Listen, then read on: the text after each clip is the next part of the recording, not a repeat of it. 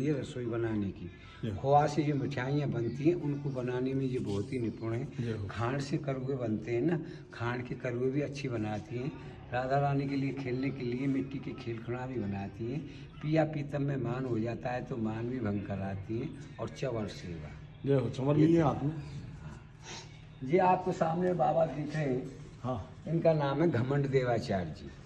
इनका जन्म राजस्थान का है, ब्राह्मण कुल का है। इनके पिताजी का नाम था बौद्धदेव जी। बौद्धदेव जी की शादी की बात हो गई थी, शादी नहीं हुई, वो बाबा बन गए। बौद्धदेव जी के पिताजी ने लड़की वालों पर खबर की, भाई हमारा लड़का तो बाबा बन गया है, अपनी लड़की का रिश्ता कहीं अंता कर दो। 1 साल के बाद में लौट के साधु भेष में साधुओं के साथ अपने गाँव में आए थे। तब तक उस लड़की का कहीं रिश्ता नहीं हुआ था। फिर उनके पिताजी ने लड़की वालों पर खबर की, भाई लड़का आ गया है, कुछ हम समझाएंगे तो चाह आप कहना शायद रिश्ता हो जाए। तो लड़की के परिवार वाले सब आए थे, साथ में लड़की भी आई थी।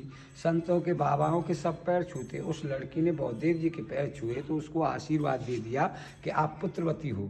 शादी हुई नहीं, आशीर्वाद दे दिया पुत्रवती। वो आश्चर्य करें, महाराज जी आप क्या बोल रहे हैं, समाज में निद्रा नहीं होगी, कुआरी के बच्चा पैदा होगा तो वहाँ नहीं, आपके जो बच्चा पैदा होगा तो उधर से पैदा नहीं होगा, आपकी हथेली में छाला पड़ेगा, छाले से बच्चा पैदा होगा। हथेली में छाला पड़ा, छाले से ये बाबा पैदा हुए। इन बाबाओं का घर का नाम था उद्धव। ये कृष्ण भगवान वाले उद्धव नहीं है, कलयुग की बात है।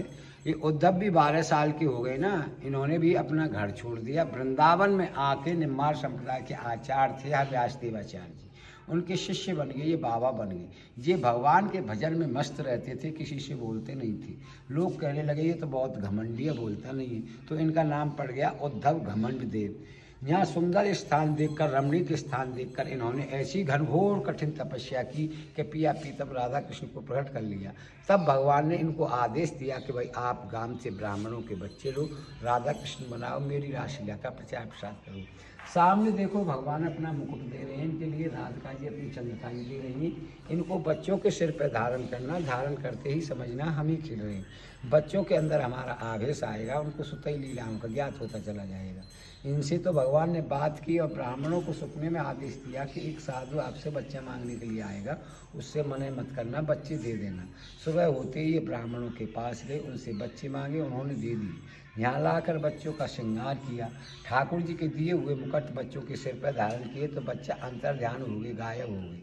बाबा घबरा गए, बताओ ब्रजवासी ब्राह्मणों को बच्चे कहाँ से वापस करूँगा, कैसे ठाकुर जी की लीलाओं का प्रचार प्रसार होगा।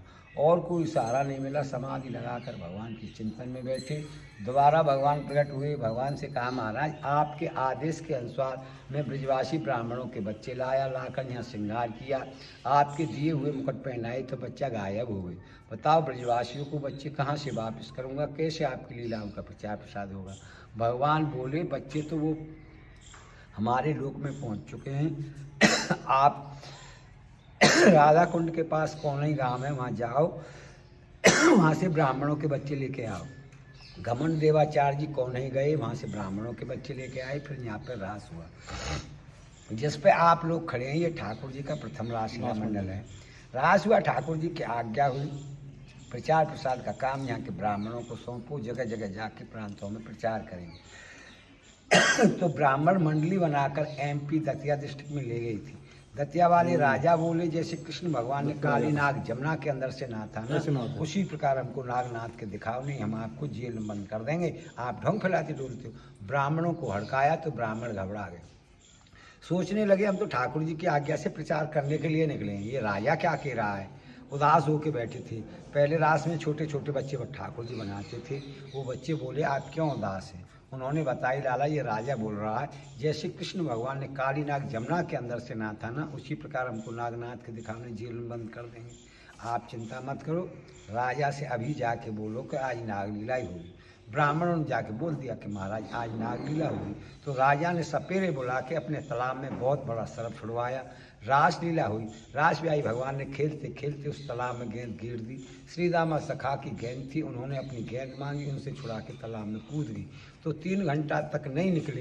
देखने वाली जनता भी रोने लगी, राजा भी रोने लगा, पश्चाताप करने लगा, अरे हट करके मैंने बड़ी गलती की, ये तो ब्रह्म हत्या, बाल हत्या, डबल हत्या हो गई। 3 घंटा के बाद जैसे जमुना जी के अंदर से काली नाग को नाथ कर भगवान काली नाग के ऊपर जमुना जी से बाहर निकले थे ना, उसी प्रकार रास बिहारी भगवान उस सर्प को नाथ कर उसके ऊपर तालाब के पानी से बाहर निकले।